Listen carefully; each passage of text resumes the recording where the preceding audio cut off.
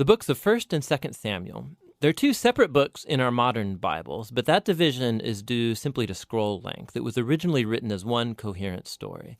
We're just going to cover the book of 1 Samuel in this video. So after Israel was rescued from slavery in Egypt, they made a covenant with God at Mount Sinai and eventually came into the Promised Land. And there, Israel was supposed to be faithful to God and obey the covenant commands. Before the book of Samuel, Judges showed how Israel failed at that task big time. It was a period of moral chaos, and it showed Israel's need for wise, faithful leaders. The book of Samuel provides an answer to that need. The book of Samuel's story focuses on three main characters: the prophet Samuel, where the book gets its name, and then King Saul, and after that, King David. And all three of them transitioned Israel from a group of tribes ruled by judges into a unified kingdom ruled by King David in Jerusalem. And the book of Samuel has a fascinating design that weaves the story of these three characters together in four main parts.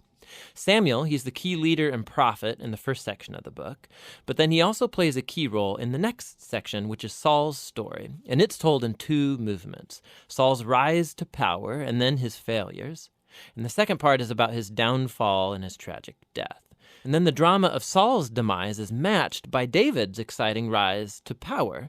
And then David's story is told in two movements. First, he rides the wave of his success, followed by his own tragic failure and the slow self-destruction of his family and then his kingdom. The book concludes with an epilogue that reflects back over the whole story. So let's dive in and see how this all unfolds. Part 1 picks up from the chaos of the book of Judges, and we're introduced to a touching story about a woman named Hannah. And she's grieved because she has never been able to have children. And by God's grace, she finally has a son named Samuel. And in joy, she sings this amazing poem in chapter 2.